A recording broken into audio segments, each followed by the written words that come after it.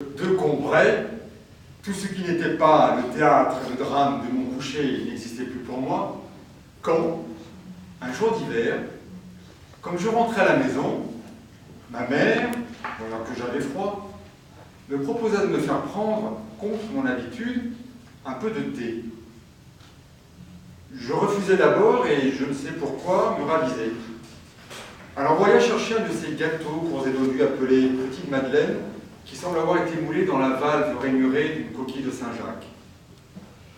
Et bientôt, machinalement, accablé par la morne journée et la perspective d'un triste lendemain, je portais à mes lèvres une cuillerée du thé où j'avais laissé s'amollir un morceau de madeleine.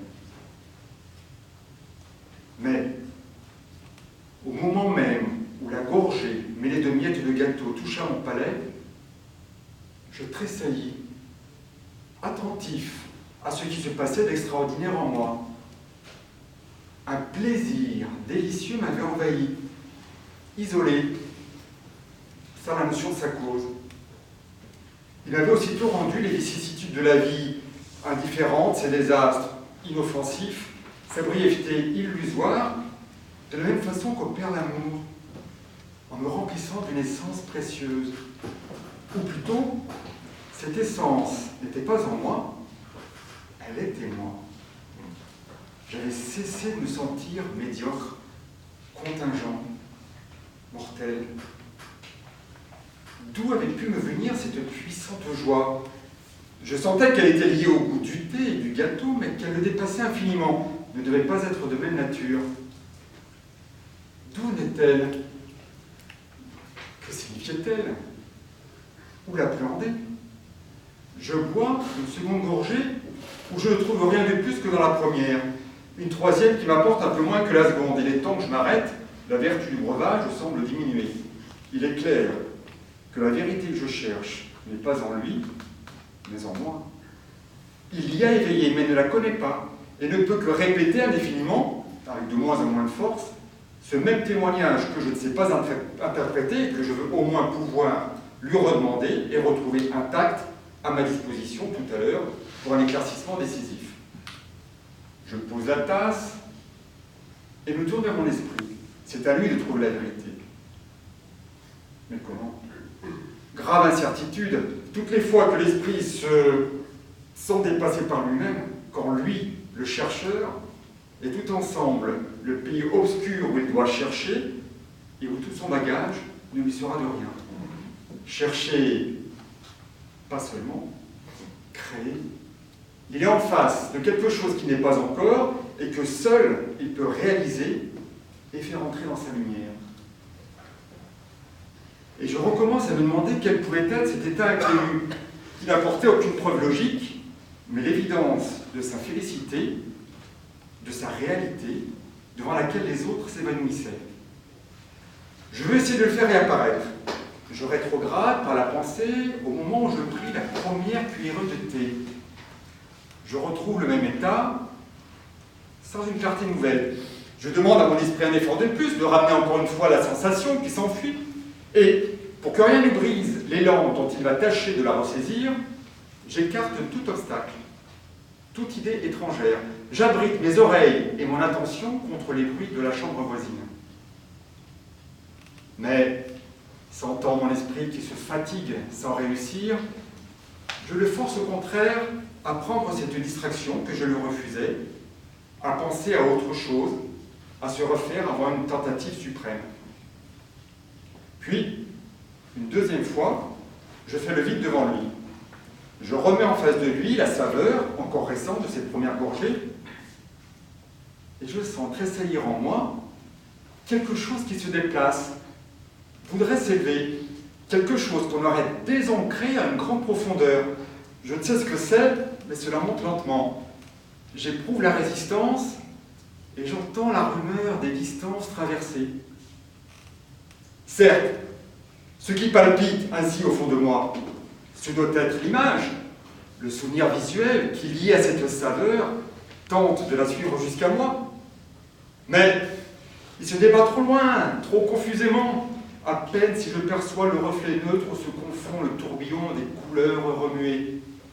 Mais je ne peux distinguer la forme, lui demander, comme au seul interprète possible, de me traduire le témoignage de sa contemporaine, de son inséparable compagne, la saveur, lui demander de m'apprendre de quelles circonstances particulières, de quelle époque du passé il s'agit. Arrivera-t-il jusqu'à la surface de ma claire conscience ce souvenir, l'instant ancien que l'attraction d'un instant identique est venue de si loin solliciter, émouvoir, soulever tout au fond de moi? Je ne sais. Maintenant, je ne sens plus rien. Il est arrêté, redescendu peut-être, qui sait si remontera jamais de sa nuit.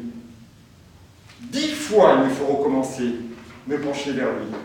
Et chaque fois, la lâcheté qui nous détourne de toute tâche difficile, de toute œuvre importante, m'a conseillé de laisser cela, de boire monter en pensant simplement à mes ennuis d'aujourd'hui, à mes désirs de demain qui se laissent remâcher sans peine.